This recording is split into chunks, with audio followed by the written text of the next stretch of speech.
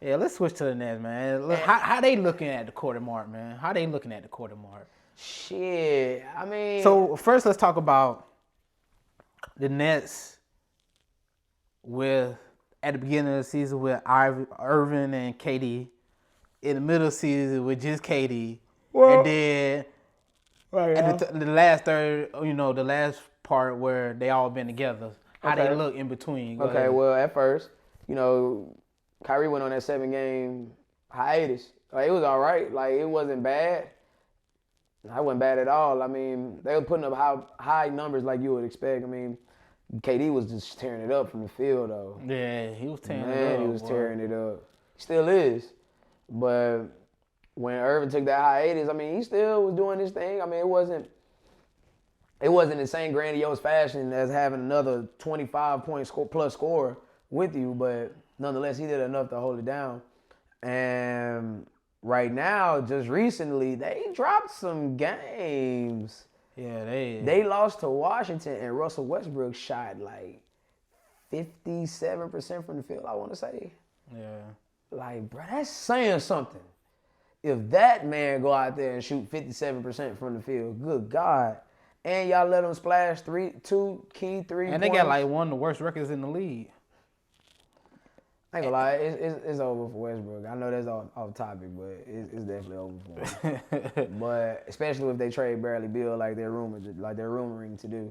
So the Nets, man, I mean, all I'm gonna say is y'all better get that goddamn defense together, cause you're not gonna beat Milwaukee. If Giannis don't do shit, he's coming down the lane, and he ain't scared of no Kyrie Irving or no James Harden.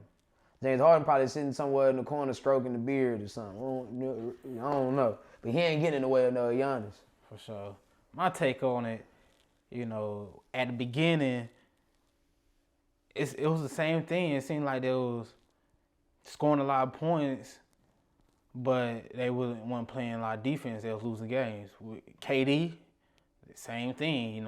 He was going off by himself, but KD to me really ain't got that killer instinct in him where he just gonna take over a game, and then he'll take over like a spurt of the game, and if that boosts him up enough to like win the game, then he'll get credit for it. Bet. Yeah, for sure. But it ain't like fourth quarter, last 2 minutes, I'm taking all the shots. Take over the game. But and then when Harden got there, it's just like they really ain't playing. It's like their offense went through the roof, but their defense is just like it gives the defense just that many possessions. They ain't make it take it in basketball. Like the other team get the ball once you make it. So like if your defense is sorry, then they giving up a whole bunch of points. And then it's rough on Steve Nash as a coach because it's like, man, boy. He come from that shoot, run and shoot. But the thing is, like, in basketball, it's more about the players and he just getting taken along for the ride, bro. It's really depending on what the success of these three guys is on ride with the success of Steve Nash. Now, I also remember the height of Steve Nash's career, outside of him being in Dallas, outside of him being in Dallas, the height of his career came with Mike D'Antoni. And one thing Mike D'Antoni don't do is play defense. Right now, Steve Nash is the head coach. Mike D'Antoni is on the coaching staff, but he's not really. He has input, like he's like a consultant type of thing. Yeah. So it's damn near the same similarities. Like threes, score, no defense. Now, I'm gonna tell you something. What they gonna do to piggyback off your point, like you just said, like it ain't make it take it, and the other team getting just as many possessions. Shit, what happens when you play Miami? When you going up against Duncan Robinson, Tyler Hero? Remember, they can splash that thing from the three. Yeah. And get hot. I mean, Jimmy Butler, I ain't saying he just motherfucking Gary Payton or anything like that, but he definitely ain't no slouch on defense. He ain't, bro. Like, it's going to be tough. Like, that East tough. Gordon Dragic can score. That's why I like to see this, bro. Like, KD at the East, you know what I'm saying? Harden at the East. Let's go. Like, if it's been such a cakewalk for LeBron all this time, then y'all should just cakewalk through. Let's see it. You know what I'm saying?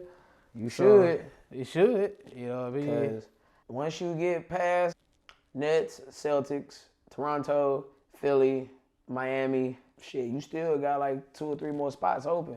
And I guess you could say Indianapolis. Oh, that boy Sabonis got something going out there, boy. Yeah, it's gonna be tough for him, man. It's gonna be tough. I don't think it's gonna be just no cakewalk.